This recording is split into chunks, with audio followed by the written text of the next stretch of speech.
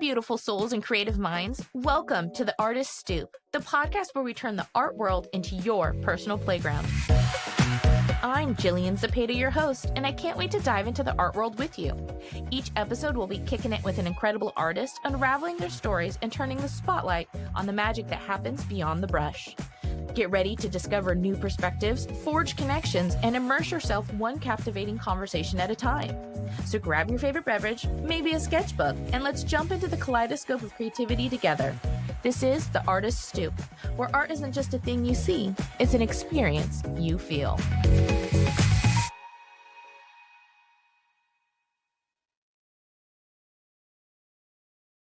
Hello, everyone, and welcome to another episode of The Artist Stoop. Today, we're thrilled to have Alessio Ceruti, an extraordinary artist whose journey spans from Italy, Indonesia, and beyond. Born in Varese, Italy, Alessio started his artistic path in 1994, working with renowned sculptors like Michelangelo Pistoletto, and he later moved to Bali, where he embraced contemporary art and collaborated with international artists and developed a passion for natural materials and a holistic metal percussion. After showcasing his work across Southeast Asia and being profoundly influenced by his time in Shanghai, Alessio returned to Italy to explore themes of climate change, leading to his acclaimed exhibit of Water Acid Waters. His innovative spirit now sees him integrating genetics, quantum physics, and new materials into his art. Currently back in Bali, Alessio is engaged in coral gardening and researching new recycled materials. So today we are excited to dive into his artistic journey. So welcome to the podcast.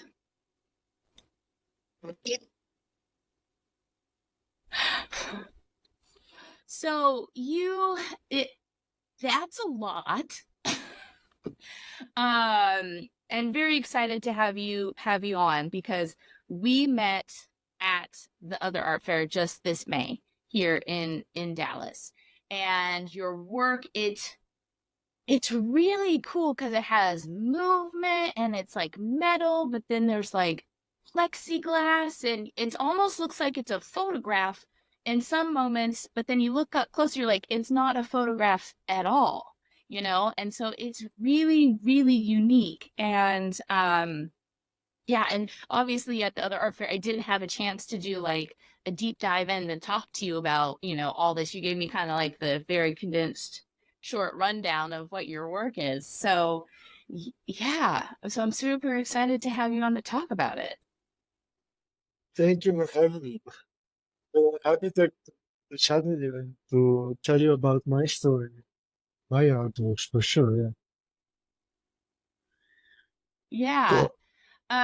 So I think it's really interesting to how you got your start. So you started at a very young age. You were I'm guessing by age you were probably in your teens, and you were helping your father finish sculptures for other professional artists.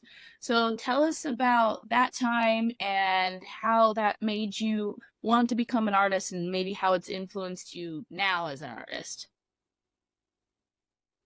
Well, that time I was 14 when I started. And yeah, well, I didn't know many of those artists that they were so famous. So I had this kind of conversation with them, and I worked with them for the finishing of their sculptures, and it makes me wonder that I have something inside me that I want to tell to people, right? So, and I start to do my own research, my own artworks, my earlier painting, which were like with acrylic and using like oil painting. I wasn't really good on it at all, and I didn't like it so much at that time. So, and I was struggling to find a way out to find my own language using art. So is that where I start to use different kind of material, and I start to use metal, and start to use recycled materials, plastic, and I combine all of them and I play with them. Sometimes using fire, sometimes chemicals, sometimes mixing organic and chemicals material to create some reaction and using that on my paintings. And yeah, Yeah. from that on, I mean, every year is different. Hmm. So you started using all that when like in your teens, like after you decided that you weren't painting wasn't for you, like you're like, oh, I'm gonna play with all this stuff. Well, it was a phase. I mean, I think it took me like 10 years to get out from the oil painting and acrylic painting. But I was really struggling with Okay. that. I mean, I saw something like a kind of hate, love-hate relationship with that because it wasn't my style.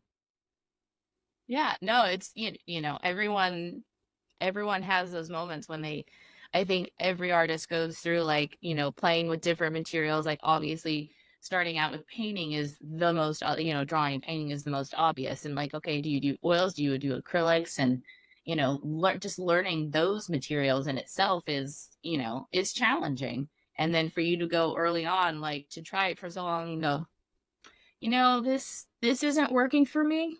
I need more in like this is how I would put it for at least me. I need something more hands-on. I need to physically get my hands dirty and I need to craft with my hands. Do you find that that's like kind of possibly like where that was coming from? No, exactly. I mean, because my point was, I mean, I was okay. I mean, I was a good painter, but it wasn't my language, and my language was more like dramatic. It was more like, I need to use my hands. I need to create something uh, more like in a totally different way.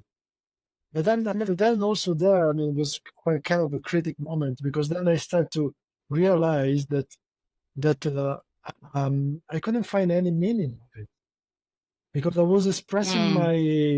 my emotion, but wasn't enough. So I have to find some connection because otherwise I cannot be related on what I'm doing.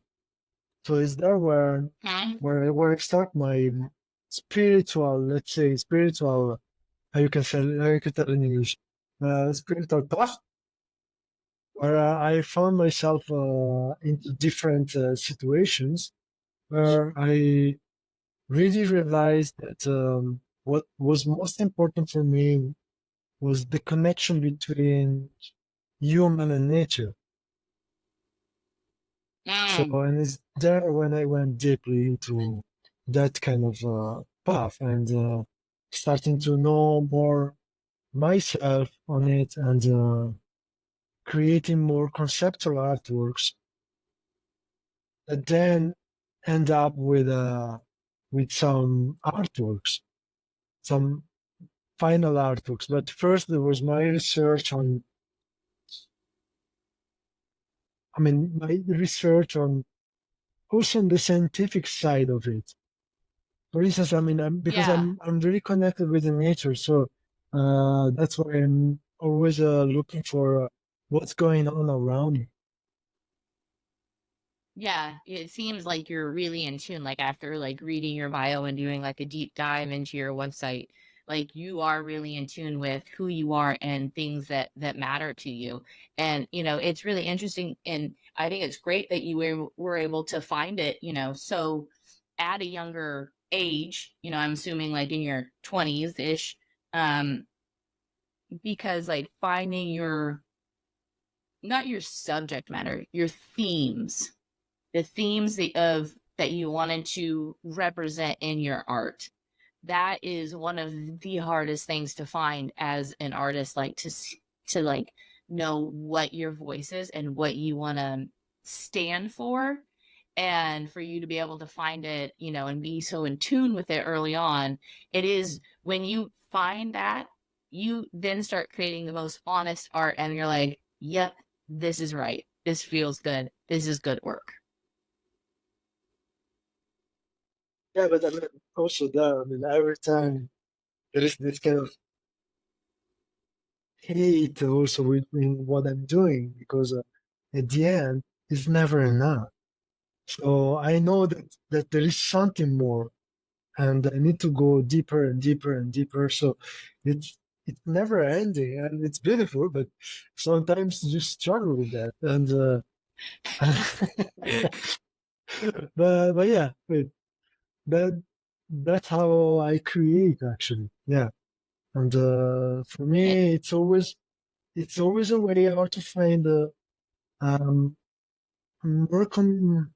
I mean, I need to know myself more to start to create something that is really related on what I'm looking for. yeah, and I think it's important as us as artists for us to like push the boundaries. Like if we don't push ourselves, we won't be able to push our art. And people, at least for me, I don't create art that I think people will want. I create art that I need to make. Do you find that Yes, to be true for you as well? absolutely, absolutely. Actually, sometimes because sometimes I mean being an artist sucks because you don't maybe have some you know some you maybe you're not selling for a period of time, or maybe you are off because your head is too busy with many different thoughts and you cannot create. And uh, and uh, I thought sometimes to say I should create something for that people like, but Hmm. I really cannot do that. It's impossible. It's impossible, and all of a sudden you're like, oh, I don't like that. Like I can't put that out in the world. No, it's Like, impossible. ooh. It's impossible. It's impossible. I spend time creating art and destroying art. I don't know how many times I did it. I mean, I probably Hmm. destroy more art than what I create, actually, because it was, Yeah. yeah, because it's this kind of hate and love. Yeah. But yeah, It, man, it, I think it Yeah, it is. It is a love-hate relationship because obviously as an artist you want to make money, but then at the same time, if you aren't happy with what's being put out in the world, then you're like, why do it? So that's where it's like it becomes frustrating. But your art, I love that your art, it's art and science combined. So, how has the science aspect influenced you as an artist and how you approach your work? well, I think different ways. I mean, because um, for instance, one of my project is about ocean acidification, and because I have this connection with the sea, because I'm a diver and a free diver, and I go to the Okay. sea almost every day, and I'm really enjoying this kind of connection that I have with the sea, and I can see that many things are changing, especially for coral bleaching or because of ocean acidification. So we have a lot of problem with corals, and so I dive deep into studying this matter, like interviewing bio, bio I say biolog, biologists Yeah, and biologist. scientists, and that are biologists. Yeah. I mean, scientists that are working on this matter and try to find, try to understand what is really happening. I'm also doing all my own experiments at home, like creating this kind of also performance during the exhibitions. And because I like to create this kind of environment during the exhibition, especially when I have solo exhibitions, where people can dive into it and can sense it with all its sense, like using. videos using something that recreate the smell of the environment that I'm working with, or I mean something visual, but also that is connected with all your sense, and Mhm. that is like I say, that is how I connect science to my art. I mean, I'm trying to understand more what is really happening um, in this in these issues that we have in the world, and Yeah. as I recreate that in my artworks. Yeah, no, it's really important. And I think that's a really interesting approach. It's almost like you are finding a way to make the art interactive because, if by creating that, it makes more of an impact on the viewer by having all as many senses, obviously, as you can, um, part of it because that's how like we as humans remember it and we go, we make that wow connection, like this is really cool. It hits on all of our emotions and whatnot. So I think it's really interesting. I watched your video on your website and I saw like there was a moment where people were standing in front of something and it was like a bigger sculpture and like something, it almost looked like it was in a frame and then like something was moving in the middle. Did I get that right? Like something like that. Yeah, it's something like that. I mean, because I create this kind of ropes sometimes where you walk in and you have a path. You walk in, and you are in between these sculptures, which are like live. But there is a performance in it. So usually, what I'm doing is I'm dissolving shells into aquariums, so into acid water during the exhibitions. So you're walking through these sculptures that are made to host this aquarium. So inside you have these shells dissolving, and and you can see all this process going away, the change in the form, that is changing during the time of the exhibition. So you can see something so beautiful, something so strong coming, nothing in your eyes. I mean, Yeah. it's not nothing actually because it's still there. Because Yeah. the material actually is still there, but it become nothing on Yeah. our eyes, and it Yeah. To watch transforms into that something totally evolution. different. Yeah. Yeah. That's really Exactly, cool. exactly. That's probably what you saw Uh, there. But I made many different exhibitions where it's like where you can walk around and you can have different um, things to see, like videos or audios or only smell or maybe only mhm. pictures or colors or stuff like that. Or Yeah. So something you've that is actually, interactive also. Yeah. yeah. So you've shown quite a bit of places. Obviously, you live in Bali. That's where you are now, correct? Yeah, I live in Indonesia, Bali, yeah. Yeah. So you've showed in Italy, you've showed in Shanghai and other places. How where am I going with this? So like how does audiences, do you get to watch the audience interact with your work? Do different cultures like different like do when you have work in Italy, do Italians interact with it differently than like when you were like showing it in Chile? Does it have a different impact on them, as part of like a Absolutely. cultural aspect? Absolutely. You have different impact in every country you are. Even in Germany, I mean, from Italy to Germany, it's a totally different story. Yeah. So what do you And it's very interesting that because actually that's what I want from people. I mean, to see their reaction, to create an emotion on them. Uh, in the way that they can be related more with what I'm doing. Because Mhm. I want to use my art to create to give a message to people, right?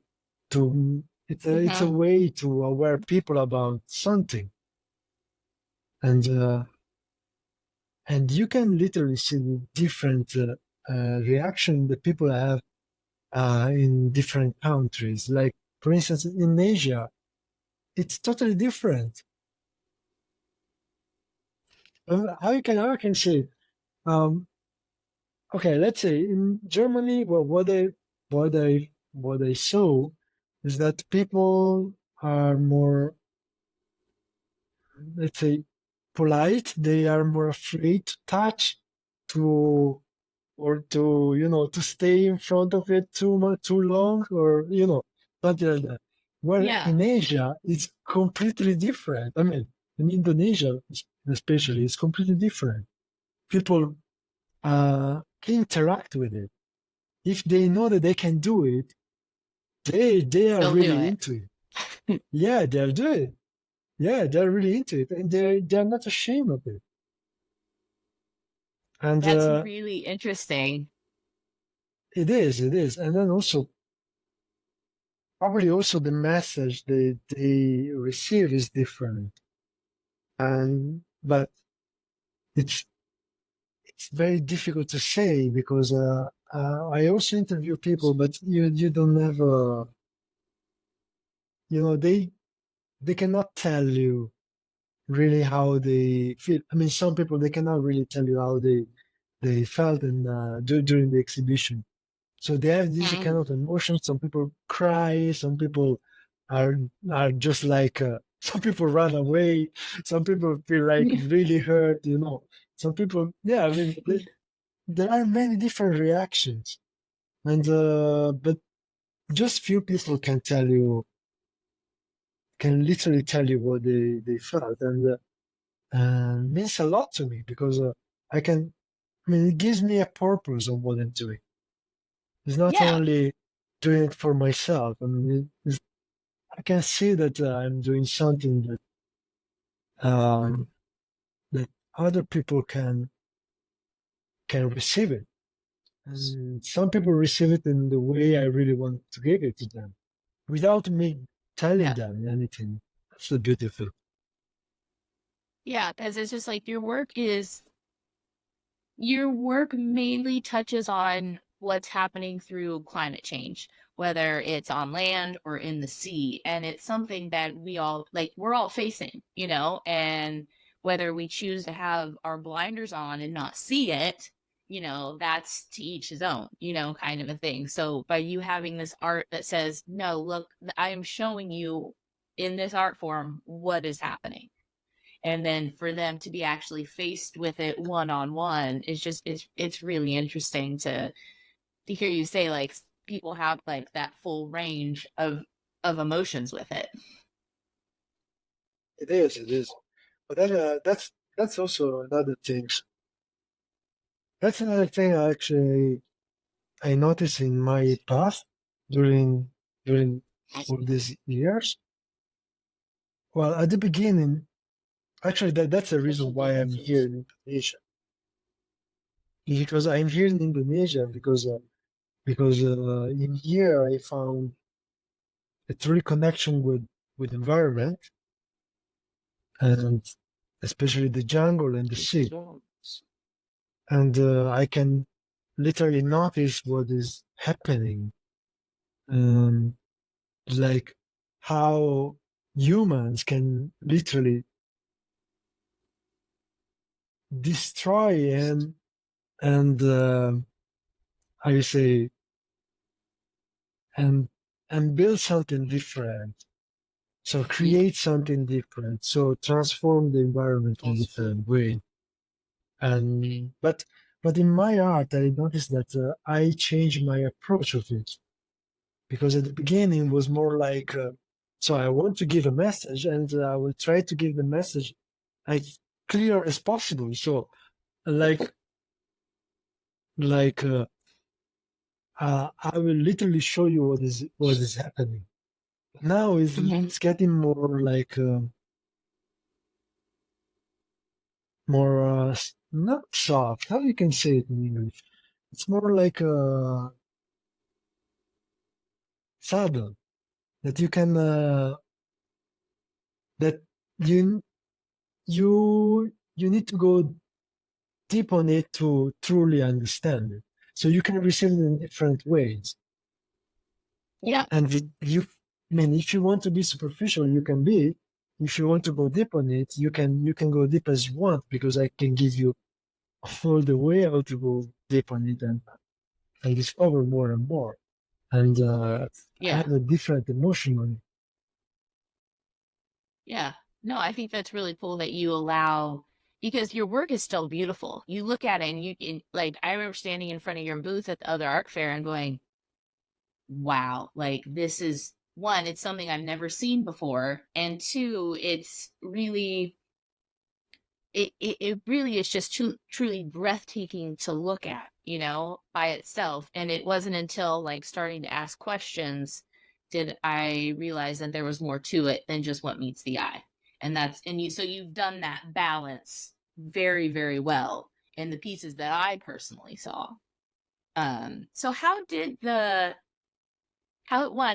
like the other art fair, and how did people, being there for 4 days, standing in your booth, how did us as Americans here in Dallas, how did we take your artwork? But that was what I mean, I've never been in the US before, especially showing my work. So it was my first time ever. And well, I loved the art fair actually. It It was was a lot of fun, huh? it was a lot of fun, a lot of work, a lot of fun. And I definitely need to change the way how I create paintings because people are asking me a lot of questions. And I mean, it's no, but well, uh, it was successful and people love it and were really into it. They really want to know, especially how I made it. Mm-hmm. They really want to know that. And and yeah, I mean, Dallas, I mean, amazing. I mean, I couldn't expect better, really. Unbelievable. Yeah, The art scene is incredibly beautiful. it really is. It's very because I didn't know that Dallas had such an amazing art scene until I chose to move here. And I looked into it and I was like, oh wow, the art scene in Dallas is pretty hopping, you know? And I would have to say that the art scene here is extremely friendly. Um, it's not a it's not a snooty kind of like, oh, we're artists or we're art galleries. Like, it's not some elitist thing here. They're very welcoming, and that's one of my favorite things about the art scene here in Dallas. You know, um, so what made you choose? Okay, out of all the other art fairs, because there's Brooklyn, there's LA, there's Chicago, there's London, there's Sydney, there's Melbourne. Like there's a bunch of cities, some even closer to you than Dallas. Yeah, that's true. Why That's did true. why did you choose Dallas to come to over all the others? Well, um, actually, I've been kind of invited to Oh, you show. were. Oh, cool. Yeah, and actually at the beginning I couldn't believe it. I say, really? Say, and I say, okay, Dallas. I didn't know anything about Dallas, so I started to study a little bit. Started to looking around, try to understand how was the art scene there, and um, and then I say, wow, okay, why not? It's it's. I mean, for me, it's in the other side of the world, so it takes a lot of effort to It, come. yeah, it's like a It 14 or is 15-hour flight. Yeah. It's not an easy 16, flight. yeah. No, there are 16 hours, yes. And but yeah, I mean, I say, why not? I mean, why not? I mean, Yeah, why exactly. not? And and it was incredible. Actually, I mean, actually, this what happened there. And I've been contacted by a gallerist, and they will represent me in Dallas now. Oh, okay. What gallery? Yeah. Say it again? Do you know which one? Which gallery? Yeah. It's the DHV. DHV? Uh, Oh, yeah, DHV Deborah. artwork. Yeah, Deborah, yeah. that's a great gallery. Yeah, Yeah. yeah, it's a great gallery. I I love have that several gallery. friends who I show love it. there. Yeah, Yeah, I love it. several of Really love it. Yeah. there's they're part of the DGFA, the Dallas Gallery for Advocacy. So it's just like they are making them and the other galleries that are involved in the DGFA are really trying to get um, making coming to galleries more of an exciting thing for other people in the community, not just people who love art, but just trying to get more people involved in the art scene. Yeah. So yeah, that's cool. I'm glad that that happened for you. I'll have to go when I go down there. Yeah. Yes. I'll have to look and take a photo and see some of the stuff. So Sure. I do have a question because I am one of those people of like, how was it made? On your video, I was watching and you put some like white powder on something and then you lit it on fire. I love fire, playing with fire. So you lit it on and it just like transformed into this other thing and then it like grew and like morphed up and did something really cool. What is that? Well, that is so like a combination of salt and bicarbonate Okay. that when you fire them, they create different shapes.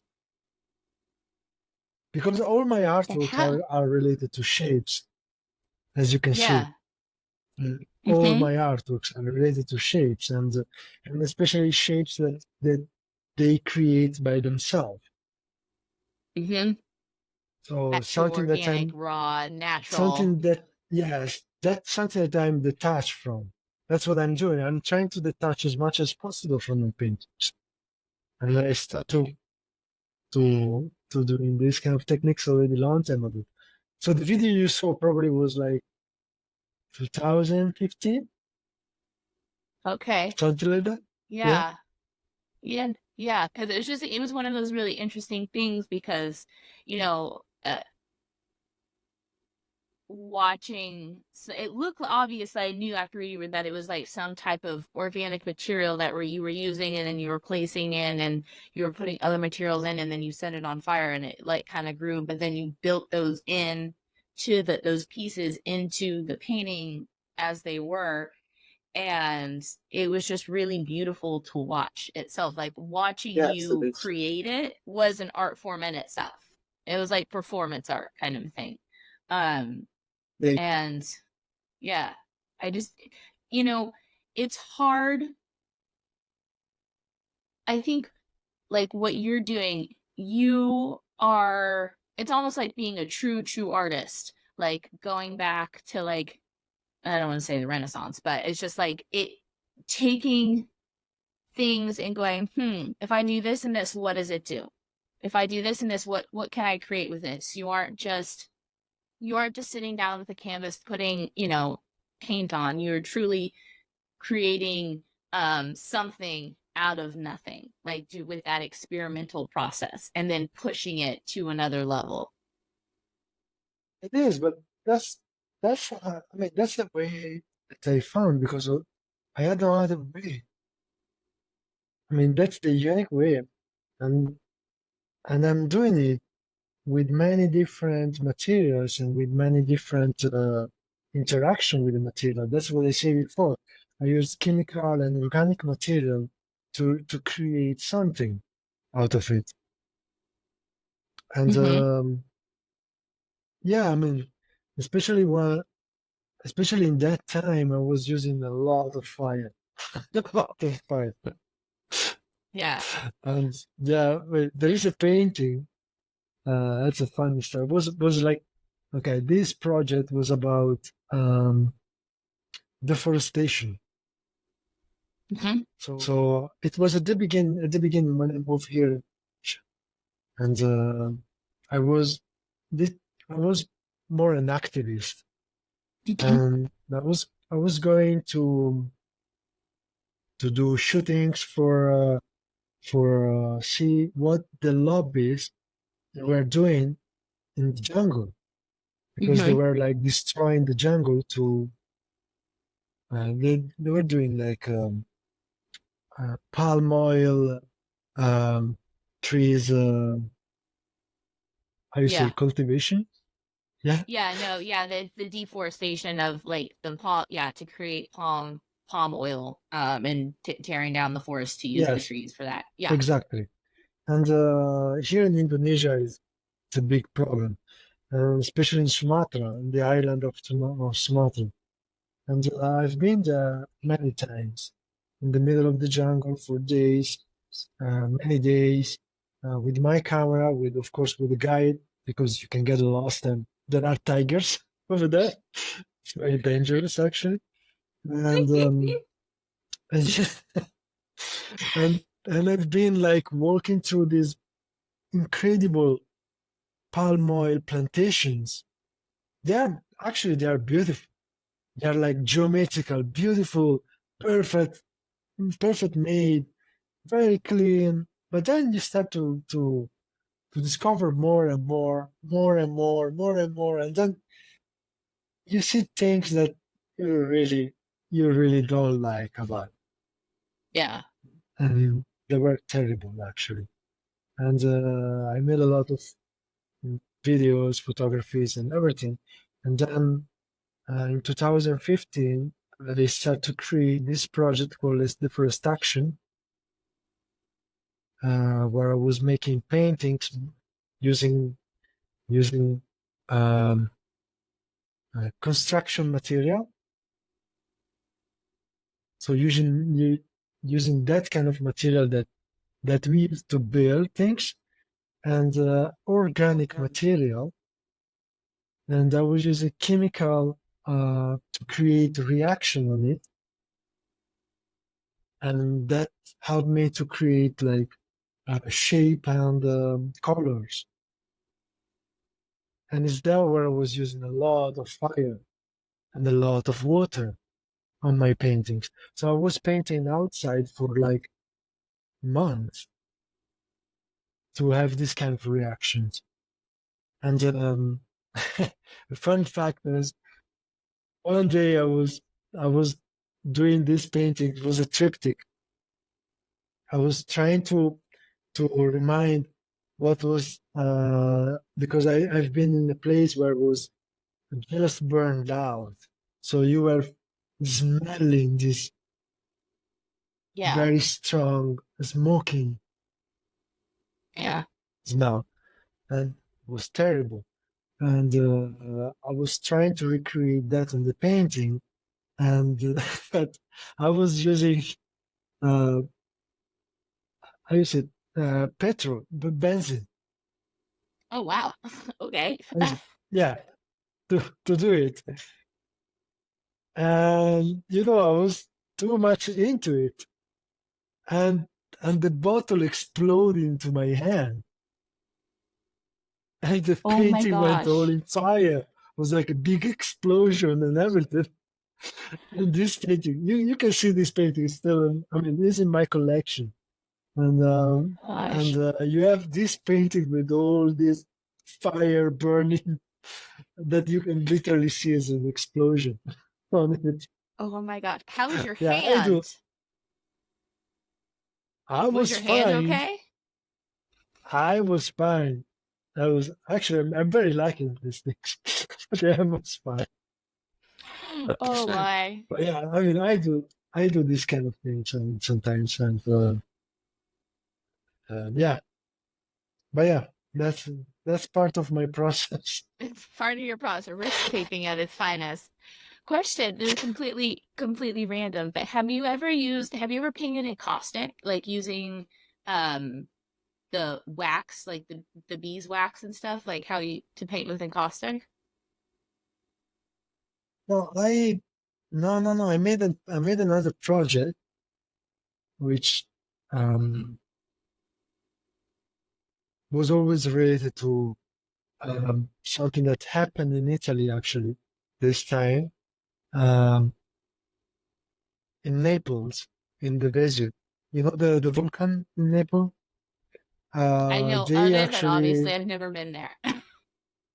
okay, and it's beautiful over there, and they have a lot of bees. They are making very nice honey, and I think something happened with mafia things, and they burn out all the all the all the forest over there, Oh and wow. over 1 billion bees died. Oh my gosh. Yeah, it was very terrible in 2017. That's awful. So I've been yes, and I've been there, and to because I want to know what happened. I want to know. I want to report these things, and I want to make some videos and pictures and everything. And I collect a lot of material. And Yeah. and I was there with my car. I mean, I live in Milan, and from Milan to Naples are like almost 10 hours. So I Oh drove back wow. with all these materials. So, and also that one was the smell was super strong because you have a lot of honey melted, so wax, the dyed bees, and a lot of material I took. And I don't know why I did that thing, but yeah, I went back home and I used that material to create my paintings. Oh That's wow. something that I used, yeah, back Yeah, on time. interesting. Because I using actually wax, don't. I don't like, think. Yeah, is one of those materials that, like, it's just kind of like it doesn't have it like has a structure, but when you start using, oil pigments or whatever to mix in and then using different types of heat forms, you have no control over it. And then it has this beautiful effect. You can sculpt it and it can be firmer or it can like go out and go flat and you can put things in it and watch it. Anyway, it was just one of yeah, those things that I've I felt it. experimented with. And it's one of those unique art forms that actually goes back to like Greek and Roman times and how they used to paint. So it's just I just wondered if you actually ever experimented with encaustic and beeswax. No, I just used that actually because was already made. Yeah. Was incredible. I mean, was a terrible situation, but from terrible things you can always find beauty on it. Mm-hmm. Like on when the lobby destroyed everything. You can. I mean, it's terrible. It's really painful to see it, to watch it, and but you can always find the beauty on it. So that's what I'm Oh also yeah. trying to do with my art as well. I mean, of course, Mm-hmm. I'm thinking about terrible things that are happening in the world, Yeah. but there is always something beauty that you can see on it. So you can show something beauty, and in that way you can your message going through it, Yeah. Yeah. like a It's like dissolving shell. this. I mean, a dissolved shell is the same. It's beautiful. The Mhm. shell is beautiful. You can have this incredible, perfect structure, which is super solid, super strong, almost Yeah. indestructible. And then you put it in acid water, and in matter of no times, it It, changes form and becomes something else. And yeah. in the ways change the form, you have different shapes, which are beautiful. But you're watching something getting destroyed, something that takes many years to create. But And it's then it's still you can gone see the like beauty that. in it. Yeah, but you can Yeah. still the No, beauty it's in it. 100% like I grew up in Central Oregon and even like parts of California. And what I don't think some people realize is like with forests in particular, like I was so used to forest fires like growing up. Like it, it was just one of those things that was part of our every summer.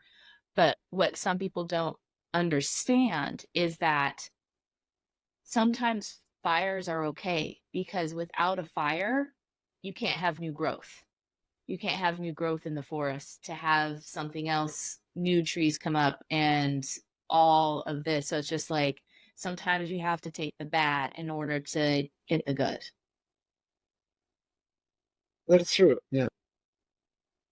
and I think that's with your work, I think that's one of the things that I like about it, watch. And like you said, the beauty comes after you putting it in the acid water, but then you don't know what shape or what it just naturally happens on its own for it to form into another beautiful form than it was, like something that was hidden within. Yes, it's transforming something else for sure. Yeah, that is awesome. So how long have you lived in Bali?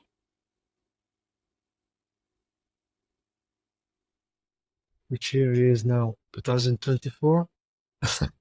Yeah. 13 years. 13 years. Oh wow, that's long. That's a long time. Do you go back home to Italy a lot, like to visit family or anything, or do you like mainly just stay in Bali most of the time? No, I go back. I mean, I travel always a lot, but the right time where I stayed here, like for 2, 3 years, and not going anywhere. Yeah, now I mean I'm going back often also because I have a studio there as well. Oh, cool. So that's where Nice. I'm creating. That's where I creating my artworks for the European market. Gotcha. Instead of having to ship them from Bali to, yeah, I bet Yes, that's probably and a trek for your work, and you don't want to risk it getting damaged. I yeah, can but I mean, understand I that. mean, it's not a problem shipping actually. For sure it's more expensive, but uh, it's different when I create something here, it's Hmm. one thing. When I create something Hmm. there is another thing because I have different emotion coming.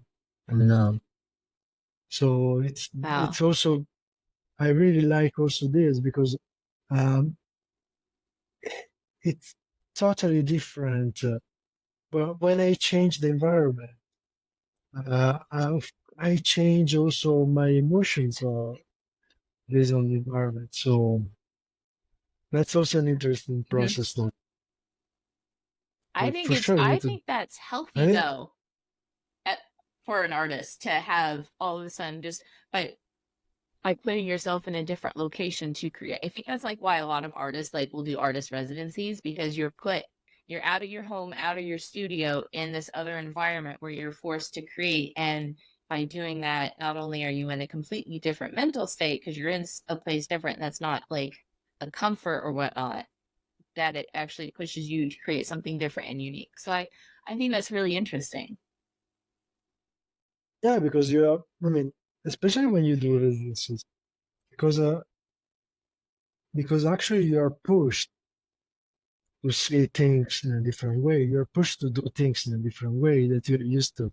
So you're Mhm. out of your comfort zone, and Mhm.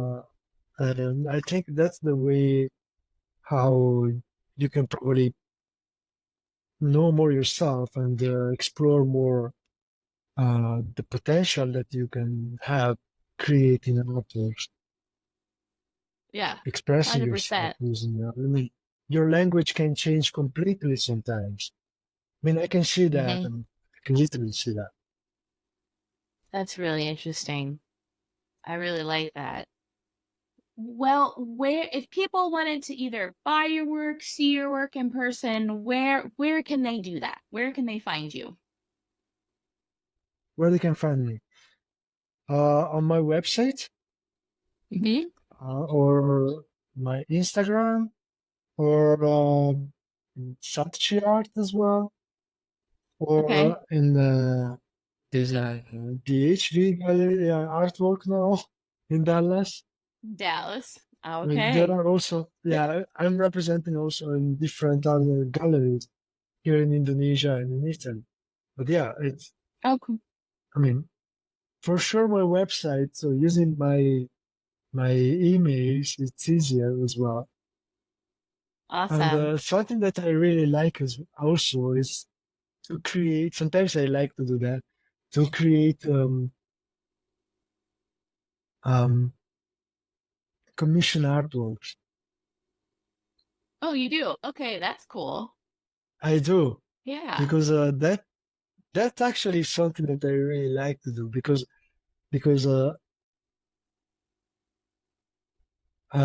actually what happened is some people send you like a picture of their environment where they would love to have an artwork, and then Yeah. you create something it's like creating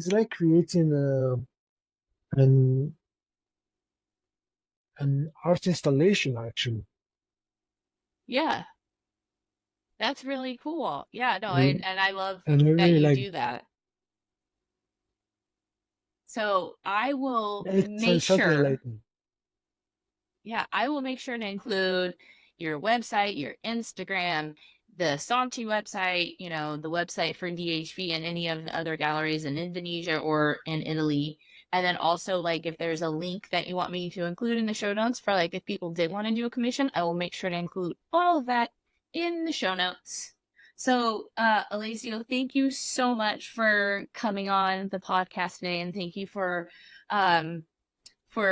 managing that we can manage the time differences between here in Dallas and you all the way in Bali. So I appreciate you coming on because I'm sure it's quite late in Bali.